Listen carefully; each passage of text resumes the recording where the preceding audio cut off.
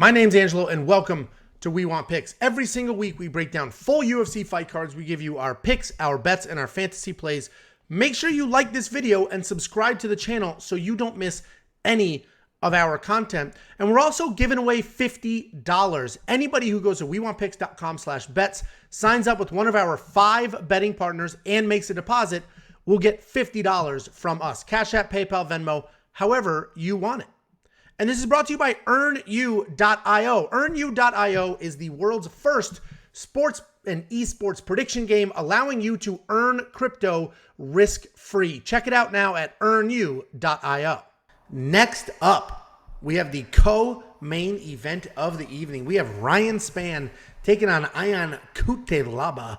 Ryan Spann, 19-7 overall, 3-2 in his last 5, coming off a submission loss to Anthony Smith. And Cutelaba, 16-6 overall, 2-1 in his last 5. And he's coming off a solid decision win. Ryan Spann is massive and has all the power that you think he would when you look at him. The dude is 6'5", jacked, huge for this division. He's very dangerous. He's got a lot of finishing upside. His issue, though, is his speed. He's never first to the jab. And if you can move around him or shoot under those slow jabs, you can absolutely have some success piecing him up, out-grappling, working the takedowns. It is a shame because he's so big, so powerful, but man, he's slow. And it sucks because he'd be ridiculously dangerous if he had a little bit more speed on those punches. And Cutelaba, he's coming off a nice win over Devin Clark. He had 8 takedowns in that fight. And before that, he had a draw with Dustin Jacoby where he had 9 takedowns. And he's definitely a grappler, but he also has some really good power in his hands, and he's happy to fight in a phone booth. He's a feast or famine guy, so he's either chasing a stoppage, and while he's doing that, he might get stopped.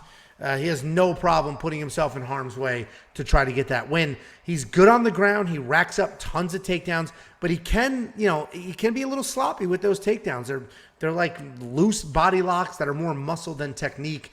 Cutelaba does get finished in his losses, but that's to great strikers or great jiu-jitsu guys. And while Ryan Spann is super dangerous, I don't know if he's going to be dangerous enough.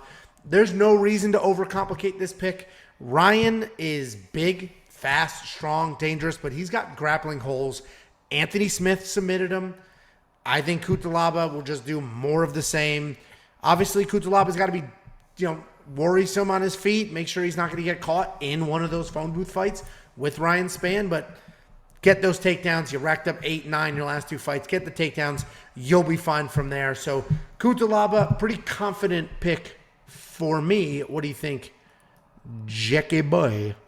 You didn't even mention your Fortis MMA thing. Ryan Spann out of Fortis MMA. So Fortis fade, baby. Pick is definitely, Fortis fade. Hashtag. We got t-shirts on sale. WeWantPicks.com.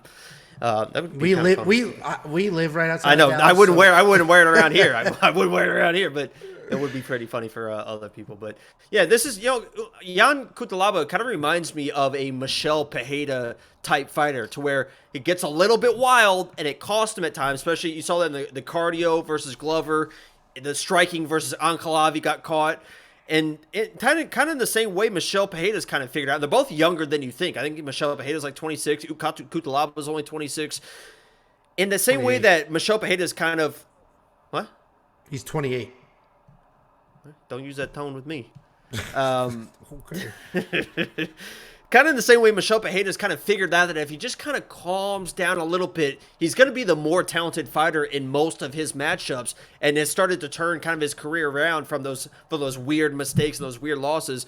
Jan Cutelaba is kind of figuring that out too. He got those wild losses versus Ankalav where he just wanted to bite down and throw bombs. He's still kind of this wild dude that in the striking will throw bombs, but he started to grapple more and more, and he realized that I'm a better grappler and a better wrestler than most of the people I face. Why am I standing up and trying to knock everybody out? And if he sticks to that game plan, he should have a very, very successful career and should start pushing back into that top 10, top 5 position.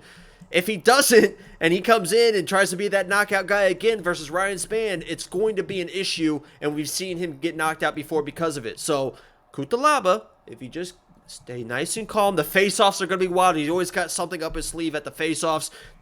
if he just kind of calms down and takes his time and gets the takedowns, he should absolutely dominate this fight. If he comes in and tries to throw bombs with Ryan Spann, he could obviously end up getting caught. So Cutelaba's the play. But Ryan Spann on the feet is always going to be a dangerous guy with that power. Yeah, what's the round line? Is this 1.5 or 2.5? I don't know.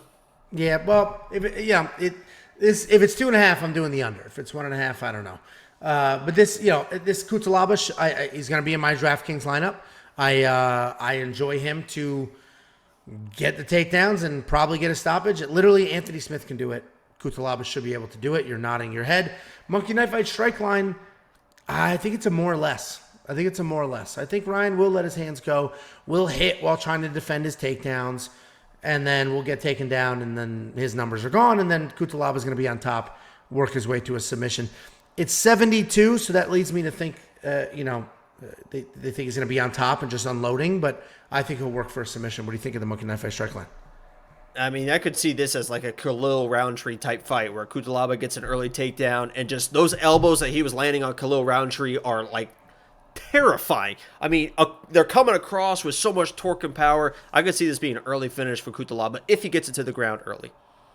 Yeah, we'll see. So I don't know. I might find a bet on this fight because I'm very confident in the pick, and minus 220. That basically, if I lay out $220, I get $100 back on top of my 220. I'm pretty sure he broke in Devin Clark's teeth too. His bottom 5 teeth with an elbow. Yeah, no, he's got power in his hands for sure. The problem is he's finishable, and Ryan Spann looks like Ryan Spann and hits like Ryan Spann. That's obviously the concern. So I'm probably not gonna have a bet on this fight, but if you want to place a bet with any one of our 6 betting partners, go to weonpicks.com/bets, sign up, make a deposit. We send you $50 as a thank you